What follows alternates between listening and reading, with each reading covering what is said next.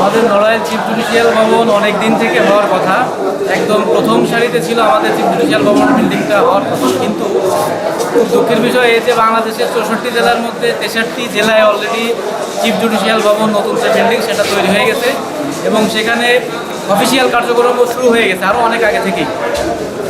কিন্তু আমরা নড়াইলবাসী 63 নম্বর জেলা হিসাবে যে আমরা খুবই অবহেলায় আছি যে এখানে যে বিল্ডিংটা আমাদের আছে, যেটা 1990 সালের পরবর্তী থেকেই এটা পরিত্যক্ত বিল্ডিং হিসেবে ঘোষণা করা হয়। কিন্তু এখন 2025 সালে এসেও আমরা সেই পরিত্যক্ত বিল্ডিংয়ে আমাদের কোর্ট করতে হচ্ছে, যে কোর্ট করার কারণে যেখানে প্রতিদিন বিভিন্ন এলাকা থেকে অনেক লোকজন এখানে হাজিরা দিতে আসে, যার সংখ্যা প্রায় 200-250 বা তারও বেশি হয়। কিন্তু এখানে যারা বিচার প্রার্থী আসে, যেসব আইনজীবীরা আসেন, অফিসের কর্মচারীরা থাকেন, এখানে পিপিজিপিদের রুমও আছে নিচে, যেখানে খুবই ঝুঁকিপূর্ণ, যে কোনো সময় যে কোনো ধরনের দুর্ঘটনা ঘটতে পারে। এখন বর্ষাকালের সিজন দেখা যায় যে ছাদ দিয়ে পানি পড়তেছে এবং বিভিন্ন ধরনের ইট এগুলো খসে খসে পড়ে বর্ষাকালে। এরকম একটা ঝুঁকিপূর্ণ বিল্ডিংয়ে আসলে কোর্ট করা আমাদের জন্য খুবই রিস্কের একটা বিষয়। আমরা চাই যে এই বিল্ডিংটা যাতে পরিত্যক্ত ঘোষণা করা হয়েছে এটা পরিত্যক্তই থাক, নতুন কোনো বিল্ডিংয়ে যদি ওই কোর্টগুলো করানো যায় বা সরানো যায় তাহলে এটা আমাদের জন্য নিরাপদ হয়।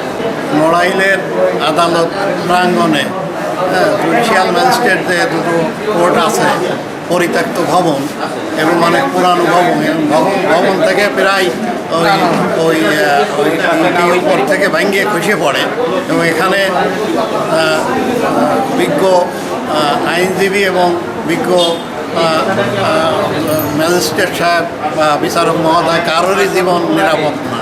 অতএব আমি মনে করি যে এই পরিত্যক্ত ভবন থেকে বিচার কার্যালয় দ্রুত বদলি করা হওয়া দরকার। আমি বিচার প্রার্থী হিসেবে এই ভবনটি আমি শুনেছি যে বেশ আগেই এটা পরিত্যক্ত ঘোষণা করা হয়েছে। তা আমরা যখন এখানে আসি তখন মনে হয় যে আমাদের গার উপর কখন যেন ভেঙে পড়ে। তা আমরা চাই এই ভবনটি নতুন একটা ভবন নির্মাণ করে দিক, যাতে আমি সহ এবং যারা বিচার প্রার্থী হিসেবে আসে স্বাচ্ছন্দ্যে তারা এসে এখানে কাজগুলো করে যেতে পারে। একজন আইনজীবী হিসেবে আমি বলতে পারি যে এই যে পুরাতন ভবনে যে 3টা জুডিশিয়াল ম্যাজিস্ট্রেট নকল প্রস্তুত হয়, যে ওই বিল্ডিংয়ে ওখানে পিপিদের সাহেব চেম্বার আছে, ওখানে চিফ জুডিশিয়ালের লাইব্রেরি আছে।